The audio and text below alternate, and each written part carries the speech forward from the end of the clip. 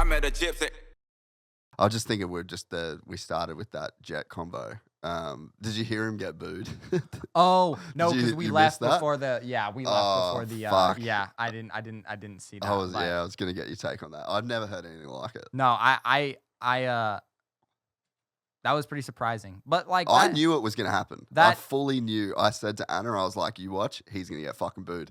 And they played the intro, like the fight thing, and I was like, "Oh, motherfucker! Like you were just in a fight." yeah, Like, that I mean, but it's like you can't take anything away from Jet. He's really, really good. Like he's really good. But that's what I think that a lot, like he has a lot of fans, but I think that some people are just like they think he's had it easy, or like he hasn't like had to pay his dues, and like pretty much everybody has a couple bad years in the 450 class before they start to figure it out, or the 250 class or whatever. Yeah. Which I mean he kind of did, but like he hasn't really had that many injuries. He hasn't really, which I mean that's not to say that he hasn't, like he just figured it out. But I mean that's like that's what a lot of people can't relate to. yes, Is guys that come in That's a and great immediately are so good, are really good at what they do, and they win almost everything at any All the class or supercross or outdoors or whatever track, whatever dirt, whatever. They're just good, and that's what people can't relate to as much. That's because actually a great point. there's a lot less people that are that good at things. Yeah. There's a lot of people. Everybody struggles at shit. But there's not very many people that can respect and appreciate being really good at something. Yeah. So that's where like you can't.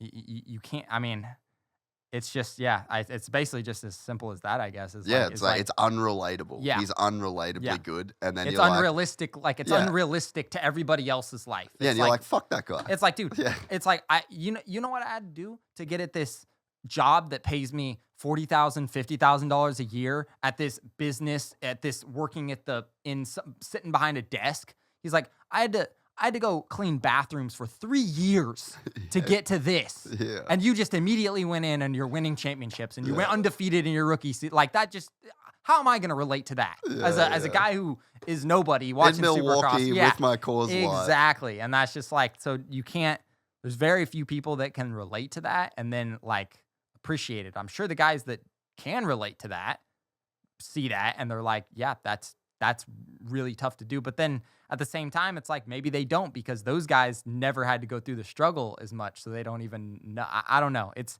weird, but I think the best way to describe it is just that it's coming in and being as good as Jet has is unrelatable for people. Yeah. So they don't really know how to, like,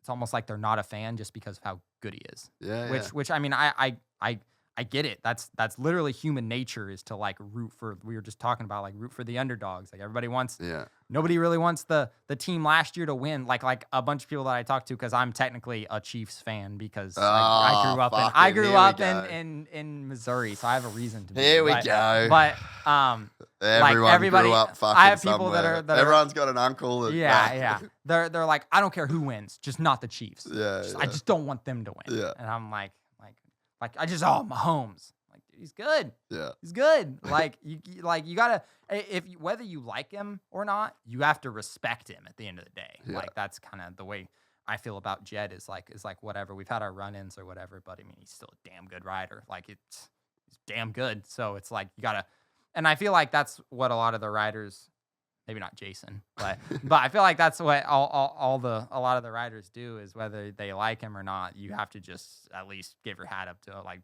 hey, you're good. Like you're good. Whether I like you or not, do I like getting beat by you? You're a little baby. No, I don't, but you're good. So it's kind of, I don't know. I guess it's just. I love the Ando rivalry. Against the both of them, like, dude, bro, it Salt Lake. is. I'm watching Salt Lake, and Salt Lake was gnarly. I'm like, bro, just go win the fucking title.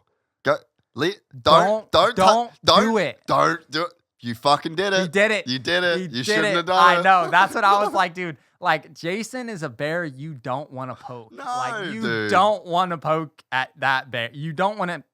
Not when you're have the title wrapped up. All you got to do is finish the race. Give me 10 laps, bro. Give me 10 clean let him laps. go. Like, let him go. Who cares? Like, okay, you cleaned your brother out. That's your brother's problem at this point. Like, he left the door open. He should have known that Jettson was there. Like, that's, hey, at that point, if I got a brother, like, that's on you, bro. Like, I'm not trying to do my thing here. Like, that's on you. But yeah, that's so good.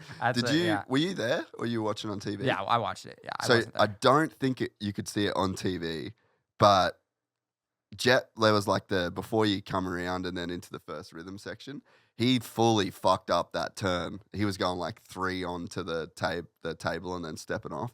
And that's where Ando got, and I was like, bro, like if he did, I'm so glad he fucked that up because I think then that was like a reality check. Yeah. But like, I do remember that because he was like kind of charging before that. Yeah. And then after that, he was like, okay, he's like, nah, I'm done. No, I'm done. Yeah. Yeah, he did. And I was like, when I saw that, I was like, okay, honestly, it's over now because he settled. And at first he was trying to push and he did that to Jettson and like, okay, we got to race like this. Something could happen here. Now he's just like, he'll let a couple more guys by. He'll probably ride to 8th, 9th, whatever. And he has to get 14th or 15th or something like that. So I was like, it's over now. So, but yeah, no, I was. But just the fact that it's like 2 of them and Ando's just down for the cause, just fucking loves it. Yeah. I just think it's the best thing. Yeah, right? it is. It is. Yeah, that was an interesting rivalry, unexpected, I guess. Like the rivalry we didn't know we needed. Yeah, exactly. But I'm fucking glad we got it. Yeah, I mean, dude, everybody, I was just like, I was stoked about it. Like whenever I saw Jettson and Jett get all into it in each other's faces and stuff, I was like, we need a bit more of it. We need a little bit of it. Yeah, exactly. It's been pretty stagnant for a while. Yeah. I feel like we just haven't. And when it's with like Vince, it just doesn't hit the same because he's like not one of the top guys. Yeah. Like when you see the fucking top dudes doing it, that's what we want. Yeah. Like like some privateers fighting's cool, but like let me see the fucking big boys. And then there's a lot of guys that's why they're like, yeah, I want to see these guys absolutely just blast each other. Like, let's go. Like some people just feed off that shit. They're like, anytime there's any drama or anything, they're like, this is why I like Moto.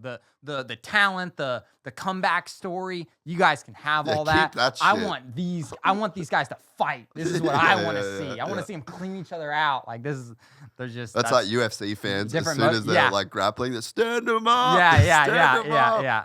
Exactly. It's just different Moto fans, I guess.